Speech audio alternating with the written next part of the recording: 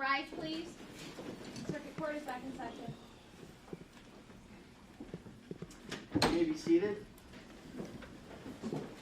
Now calling number 20, case number 19-45946, FC, People v. Joshua Rosebush. Good afternoon, Your Honor. May I please the court, Blair Stevenson for the people. Good afternoon, Your Honor. Rod O'Farrell on behalf of Mr. Rosebush, who is present to my immediate left. I met with counsel very briefly in chambers, and I understand that at least one issue has come up that would prevent this court from sentencing today, and maybe another issue as well. So go ahead, Mr. O'Farrell. Thank you, Judge. Your Honor, I have filed a motion earlier today requesting dismissal in regard to the 180-day rule as enforced in MCLA 780.133.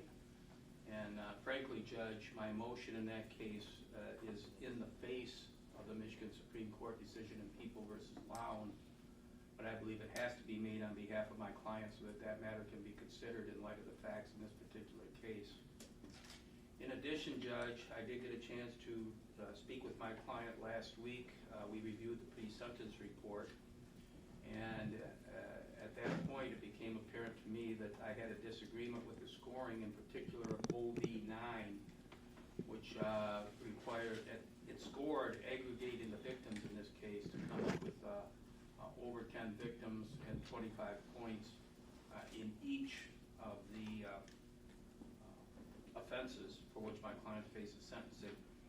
I have case law, Judge, which I believe indicates that that sort of aggregation is improper and should not be considered. I would indicate that if that is ruled in my favor, I do not see how it is going to affect the actual scoring of the guidelines in the case. In addition, Judge, it's my intention to file a motion for a new trial in this case for reasons relating to issues that would require reversal on appeal, that portion of the motion for new trial. I do not need the transcript to do that. I will be preparing that from my trial notes.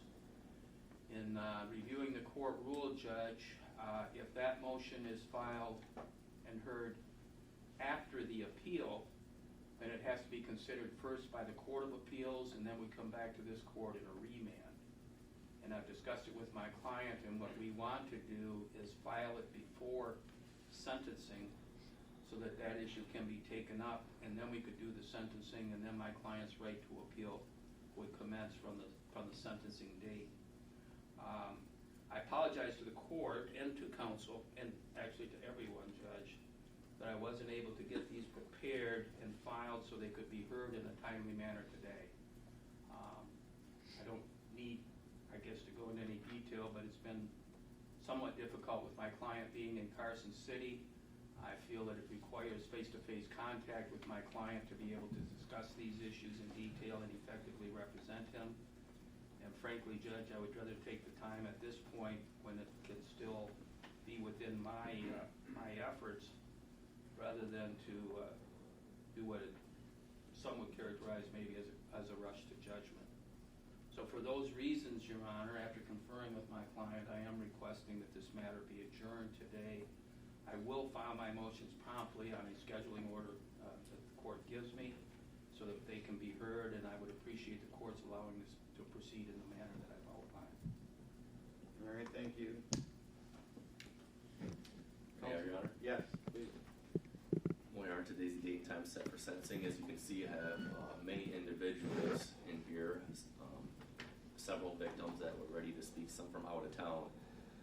With respect to the first issue, the 25 points on OV9, right now defendant scored at 171 points, which is 71 points off the grid, higher than it even scores, so you take that 25 points away and it still makes no difference.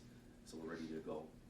With respect to the motion, the 180-day statutory motion, as Mr. O'Farrell said, it goes against case law.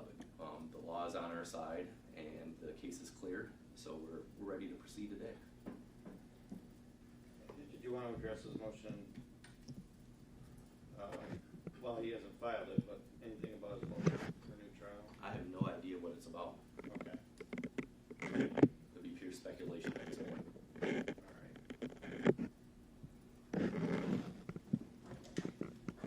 All right, the court has heard counsel on these matters, and this is where I see it. With regard to the motion for a new trial and the motion to dismiss, well, the new trial hasn't been filed yet, so to be honest with you, I'm not even gonna look at that, other than I'm on notice that defense counsel wants to file it. And the motion to dismiss, I didn't know, I haven't looked at the computer today, I didn't know it was filed. So again, I sort of see that as the same as to leaving counsel to his own devices to do those things. I want counsel to know, and since everybody's here, who's interested in this matter, obviously this is a matter of great importance. It's of great importance to the defendant and to the community. I'll be very transparent. I sent out an email yesterday to the prosecutor's office and to the Saginaw Defender's office that I will no longer accept a objection to scoring on the day of the sentencing. So, as that is, today will be the first application of that rule. I don't feel it's in justice's best interest, in the best interest of justice. It's certainly not in the best interest of justice for a defendant. But I take my job very seriously, and if scoring is an issue, that needs to be settled.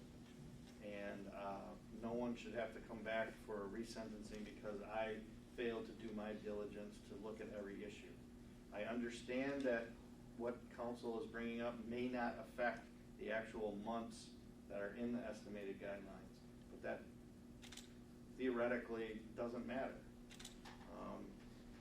And I'd rather be safe and do my job the way I'm supposed to and do the job that the people have elected me to do. And that is to be thorough and do everything I can to be correct. Mr. Rosebush is not going anywhere. He's incarcerated and he will be incarcerated until he's sentenced. So I don't feel that there's any rush on my part, other than I know there's inconvenience to the community and to some people who wanted to speak. I'm going to do everything I can to ensure that the victims in this matter have their chance to address the court. So I'll work with counsel to arrange for the sentencing to occur on another date and time that all the victims have the ability to be here. Again, aside from that inconvenience, justice needs to be meted out in the way that ensures accuracy to the best of my ability, and I'm going to uphold that ideal. And so therefore, at this time, I will adjourn today's sentencing. I'm not going to reset it. Mr. O'Farrell, as I told you in chambers, I'm leaving you to your own devices to file these motions in a timely manner, and the motion that you're going to file in a timely manner. So I just want everyone to understand, I'm not making this decision based on the motions or the motions that may be filed in the future. I'm making it based on the fact that there's an objection to the scoring. So myself and my clerk will go over the scoring.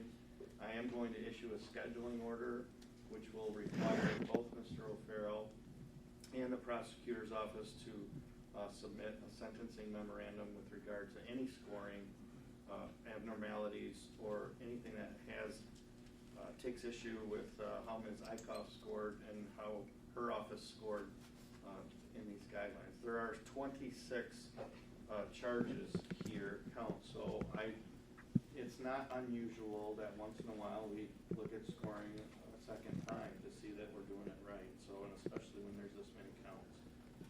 So I'm going to adjourn the sentencing today, and I'll issue a scheduling order. Thank you, Judge. All right, thank you. So for those of you who are here solely for the sentencing of Mr. Rosebush, I will not be doing that today, so you guys can file out. I have many other sentences that other people may be here for.